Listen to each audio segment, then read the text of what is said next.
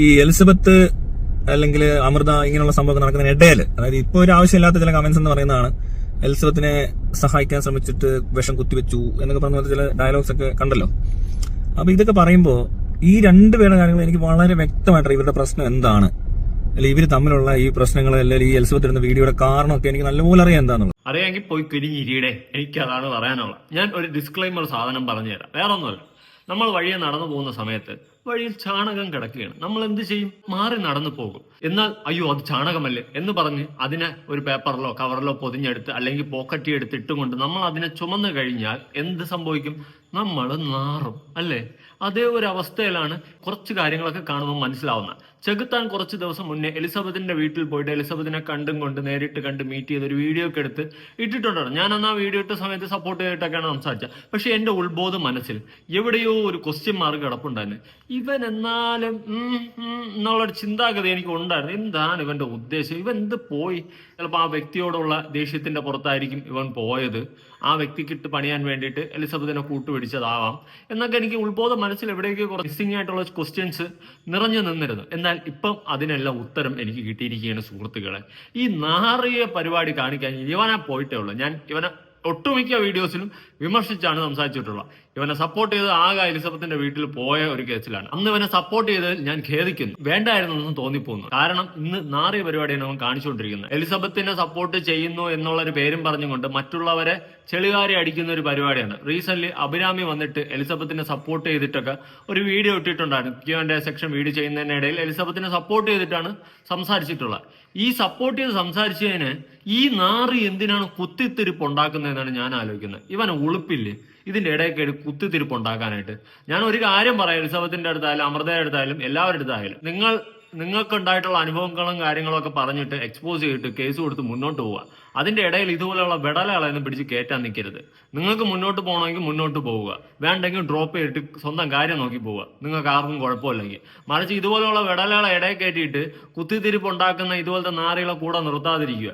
ഇവൻ നല്ല ഒന്നാം തരം പരിപാടിയാണ് ഇവ ഇപ്പൊ കാണിക്കുന്നത്. ഇതിന്റെ ഇടയിൽ കയറിയിട്ട് ഇവനെ വെള്ള പൂശി, ഇവനെ വൈറ്റ് വാഷ് അടിച്ച് ഇവൻ നന്മ മരം കളിക്കാനുള്ള പരിപാടിയാണ് അവൻ കാണിക്കുന്നത്. എന്തിനാണ് ആ ചെറുത്താനെ നീ കാലന്റെ പരിപാടി കാണിക്കുന്നത്? നേരത്തെ ഞാനൊരു ചാണകം എന്ന് പറഞ്ഞ് തുടക്കത്തിൽ പറഞ്ഞില്ല, ആ ചാണകമാണ് നിന്നെ ചുവന്നവൻ നാറും, അല്ലെങ്കിൽ ചുവന്നവള് നാറും. അതാണ് അവസ്ഥ. എന്തായാലും നിന്റെ കൊണയടി കേൾക്കാം. എനിക്ക് 10 പറയാനുണ്ട്. നിന്നെ പറഞ്ഞില്ലേ പിന്നെ ഞാനൊക്കെ ഈ ചാനൽ തുടങ്ങി വെച്ചിരുന്നിട്ട് വല്ല കാര്യമുണ്ട്? ഞാൻ പറഞ്ഞു കഴിഞ്ഞാൽ ശരിക്കും അത് വേറൊരു കഥയാവും.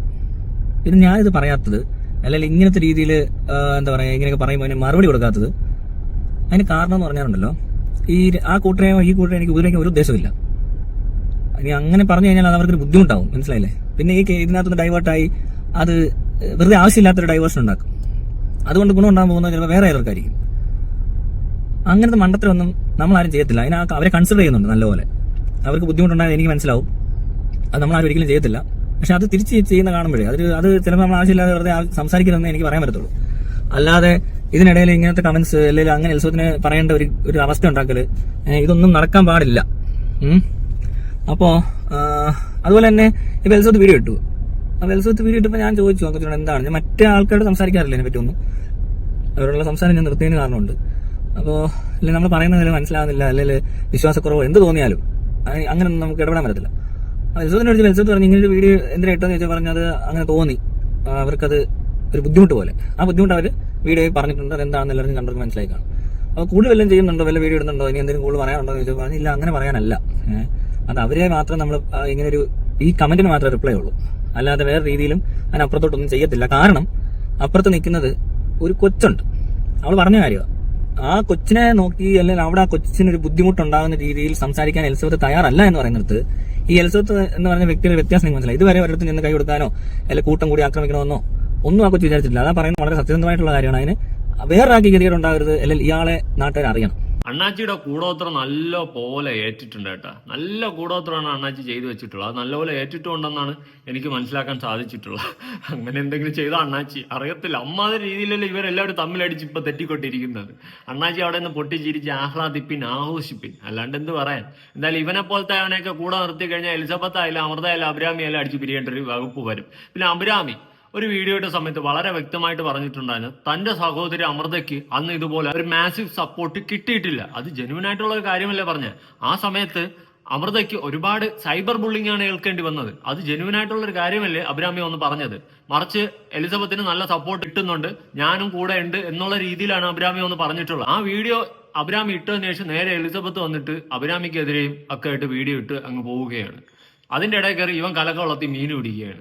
ഇവനെ പോലത്തെ അമ്മരൊക്കെ കൂടെ നിർത്തി കഴിഞ്ഞാൽ ഇവിടെ ഇങ്ങനത്തെ ഒരു വിഷയം വരുമ്പോൾ കാര്യം പറഞ്ഞ് മനസ്സിലാക്കിയാണ് കൊടുക്കേണ്ടത്, അല്ല കൂടെ ഒന്ന് കുത്തിത്തിരിപ്പും അടിയും എല്ലാം ഉണ്ടാക്കേണ്ടത്. നിന്നെ പോലെ ഒരുത്തവന്ന് കൂടെ വന്നപ്പോഴേ ഞാൻ ചിന്തിച്ചത് എന്തോ വലുത് വരാനിരിക്കുകയാണ്. അത് ഇതായിരുന്നു. എന്തായാലും കൊള്ളാടാ കാലന്റെ പരിപാടി കാണിക്കുന്ന ചെകുത്താനെ ആണെന്ന് ഈ കേരളം മനസ്സിലാക്കിയത് ഈ പറഞ്ഞ എലിസബത്ത് വന്നേ പിന്നെയാണ് ശരിക്കും പറഞ്ഞത്. അതിനു മുമ്പ് വരെ ഈ ആളെ പറ്റി, ഈ പറയുന്ന നടനെ പറ്റി ഒന്നും ആർക്കും അറിയത്തില്ല. ആ കൊച്ചത് എക്സ്പോസ് ചെയ്തിട്ടുണ്ട് നല്ലപോലെ. അതിന് അവൾക്ക് വേറെ ആളുടെ സഹായം ആവശ്യമില്ല. വെറുതെ എന്തിനാ ഈ സഹായം വേണ്ടാത്തവരെ പോയി സഹായിക്കുന്നേ? ഹോഹോ, ആണോ? നീയാണോ ഇതൊക്കെ തീരുമാനിക്കുന്നേ കാല? നീയാണോ ഇതിന്റെയൊക്കെ വലിയ സഹായം നന്മമരൊക്കെ ചെയ്യുന്ന വ്യക്തി? നീ ഇവളുടെ വീട്ടിൽ പോയിട്ട് ഹെൽപ്പ് ചെയ്യാമെന്ന് പറഞ്ഞുകൊണ്ട് നീ കെട്ടിയെടുത്തോണ്ട് പോയില്ലേടേ ചെകുത്താനെ? അപ്പൊ നിനക്കില്ല എന്ന സഹായ മെന്റാലിറ്റി?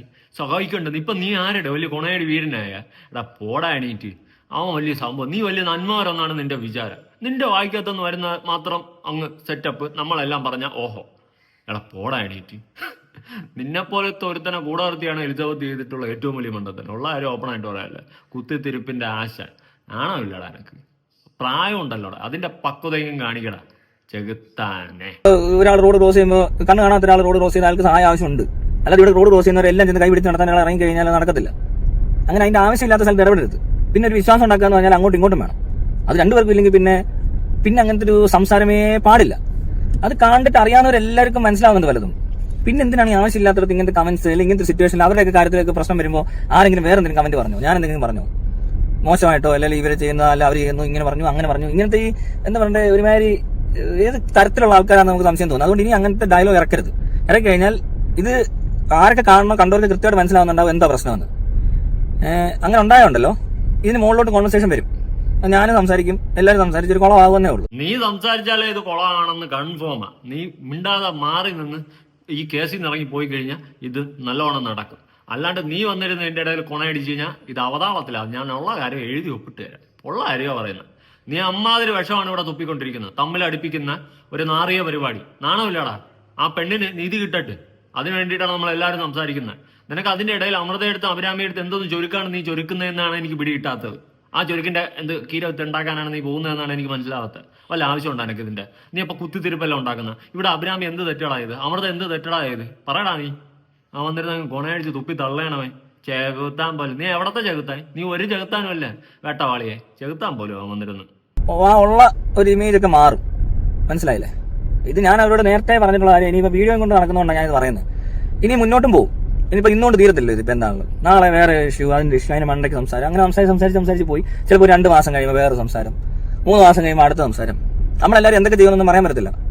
മനസ്സിലായി? ഞാൻ അത്ര മര്യാദയ്ക്കായിരിക്കത്തില്ല ഇടപെടുന്നത്. ചിലപ്പോൾ നിങ്ങളുടെ ജീവിതത്തിൽ വേറെ എന്തെങ്കിലുമൊക്കെ കണ്ടു കേട്ടു എന്നറിഞ്ഞെന്നൊക്കെ പറയുമ്പോൾ ഇതേപോലത്തെ സംസാരം വീണ്ടും ഉണ്ടായാൽ അത് എപ്പോഴും ബുദ്ധിമുട്ടായിരിക്കും. അങ്ങനെ കുത്തിക്കൊണ്ട് സംസാരിക്കരുത് ആരെയും.